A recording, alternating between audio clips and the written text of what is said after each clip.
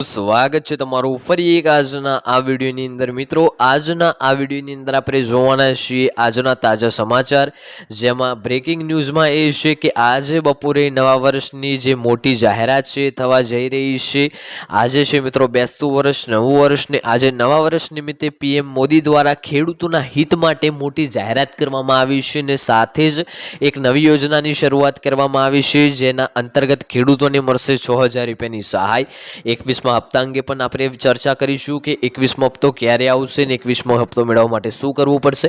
साथे आज तारीख थई छे 22/10/2025 ने वार थयो छे बुधवार। आगळना समाचारोनी वात करीशुं तो 964 करोड़नुं जे सहाय पेकेज छे जाहेर करायुं छे।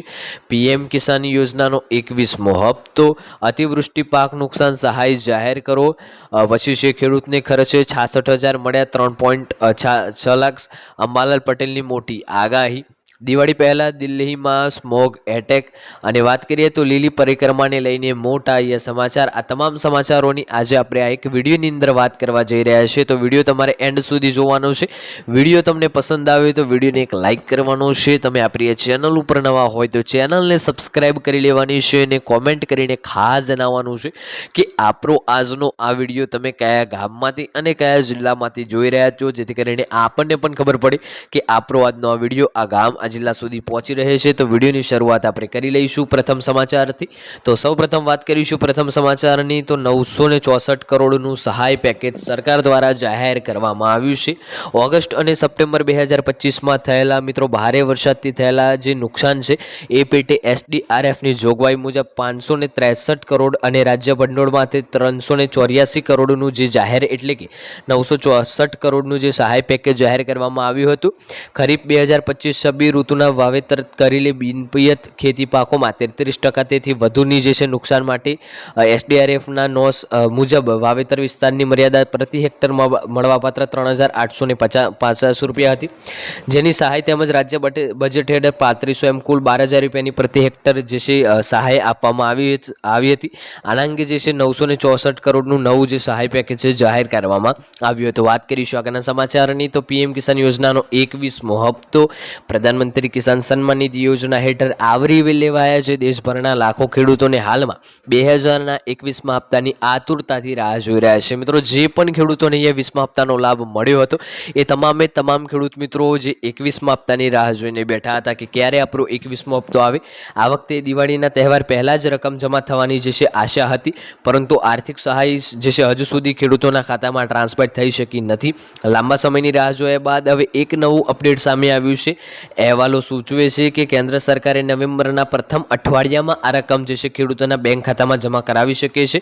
आनो अर्थ ए थयो कि जे खेडूतोए जरूरी प्रक्रियाओ पूर्ण करी छे तेमने आगामी थोड़ा ज दिवसोनी अंदर 2000 नो जे आगामी हप्तो छे ए मळी जशे। जो कि सरकारे आ रकम ट्रांसफर करवा माटे हजू सुधी कोई सत्तावार तारीखनी जाहेरात करी नथी परंतु 1 થી 5 नवेम्बरनी वच्चे जे हप्तो जाहेर थवानी प्रबळ संभावना बनी रहेली छे। वात करीशुं आगळना समाचारनी ते अतिवृष्टि पाक नुकसान सहाय जाहेरात करो।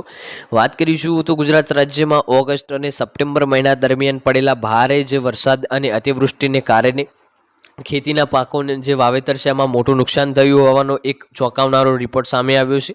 આ રિપોર્ટ મુજબ રાજ્યના કુલ 4.25 લાખ હેક્ટર વિસ્તારમાં ખેતીની માઠી અસર પહોંચી છે। સૌથી વધુ ચિંતાજનક બાબત એ છે કે અસરગ્રસ્ત વિસ્તારમાં 33% કરતાં પણ વધુ નુકસાન થયું હોવાનો અંદાજ છે।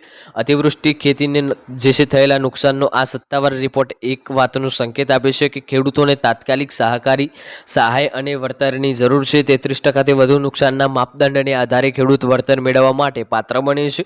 સરકાર માટે હવે આ રિપોર્ટના આધારે ઝડપી સર્વેની પ્રક્રિયા પૂર્ણ કરવી અને અસરગ્રસ્ત ખેડૂતોને વળતર ચૂકવવું અનિવાર્ય બન્યું છે।